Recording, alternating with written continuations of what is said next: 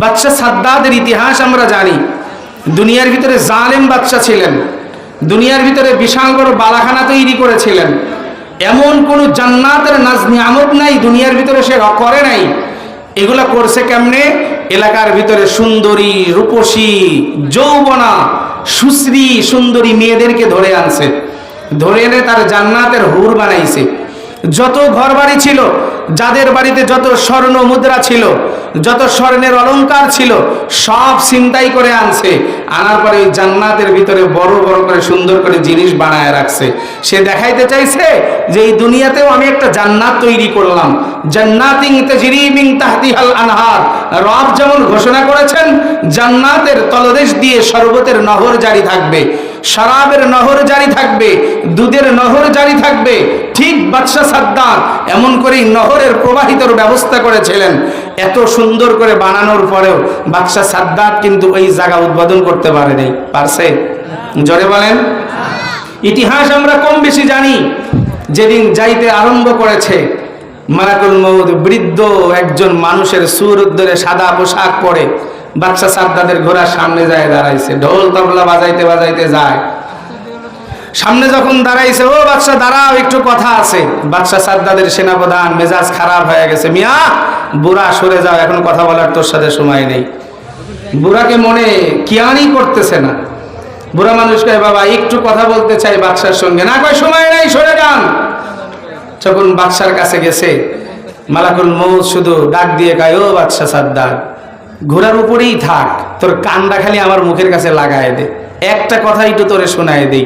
বাস ঐতিহাসিকগণ লেখেন, কান যেই বাঁকা করে দিছে, ডাক দিয়ে বলতেছেন, হাজা মালাকুল মউত। তার তো পায়জামা গরম হয়ে গেছে। কি কথা ঠিক না? জোরে বলেন। যেই সময় কার নাম শুনাইলি তুই, আমি যাচ্ছি আমার মূল কাজ, গেট ওপেন করব আজকে।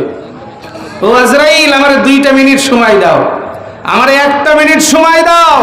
আজরাইল ডাক দিয়া বলে, ওয়ালা ইউআখিরাল্লাহু নাফসান ইজা জাআ আজালুহা ইজা জাআ আজালুহুম লা ইস্তাখিরুনা সাআতাও ওয়া লা ইস্তাকদিমুন। রব ঘোষণা করেছেন, সময় যখন হয়ে যাবে 1 সেকেন্ড সময় তোমাকে দেওয়া হবে না, 1 সেকেন্ড নেওয়াও হবে না।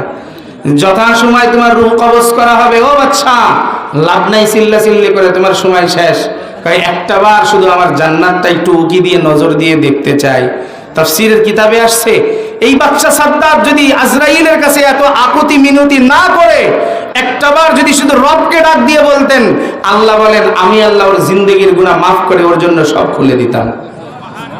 আর জোরে বলেন না সুবহানাল্লাহ। তাহলে সেই আল্লাহ বুঝি এখন নাই?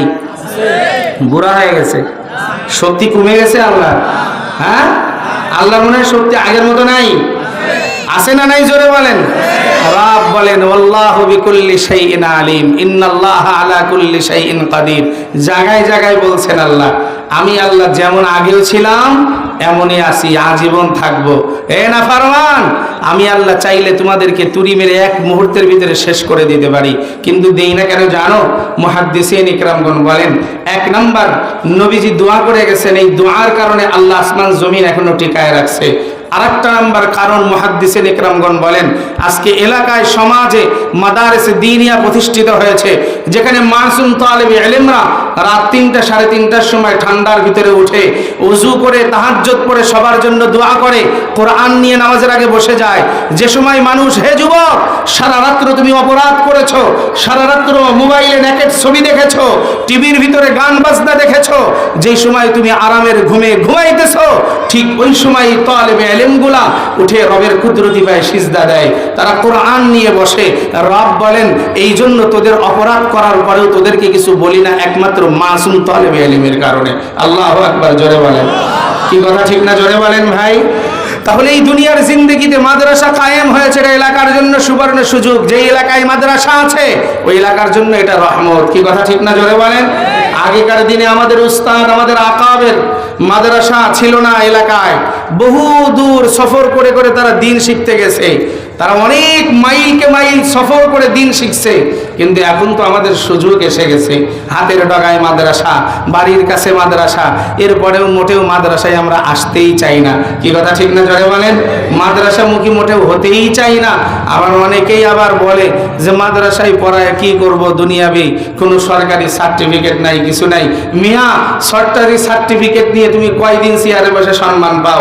তোমার বেশির থেকে বেশি তোমার বয়স 50-55, এরপরে তোমার সরকার একটা তসবি, একটা জায়নামাজ, একটা লাঠি দিয়ে খেদায় দেয়, কয় যাও, তোর আর এখন চোখের জ্যোতি কমে গেছে, মাজার হাড্ডি ঢিল হয়ে গেছে, এখন আর আমার অফিসে বসে কাজ করতে পারবা না, চোখের পাওয়ার লাগে তোমার এখন অনেক বেশি, খুসা দিয়ে আর এক জায়গায় তুমি সাইন করে ফেলবা, যাও তোমার রিটার্ন দিয়ে দিলাম।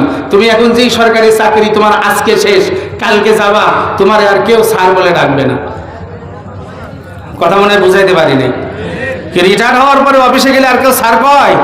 স্যার বলে না। এমনকি রাত শুধু পার হয়েছে, পরের দিন যায় যদি কয় ওই চেয়ারটা দাও, আমার ছিল, চেয়ারটা দাও, ধর মিয়া আপনি যান, চেয়ার মিয়ার কই গেছে, আপনি নিজেই তো ঠিক নাই। কথা কয় না? কি কথা ঠিক না?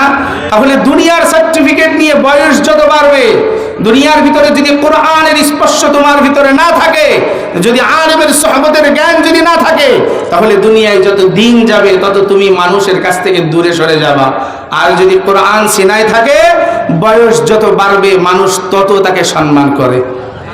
কথা বলে না? কথা বলে না? কি কথা ঠিক না?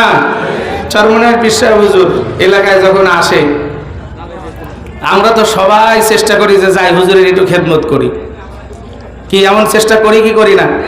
আহমদ শফি রহমতুল্লাহি আলাইহি আসতেন, বড় বড় শাইখুল হাদিস, বড় বড় মুহাদ্দিসরা হুজুরের জুতা বগল তলায় নিয়ে ঘুরতেন। কেন?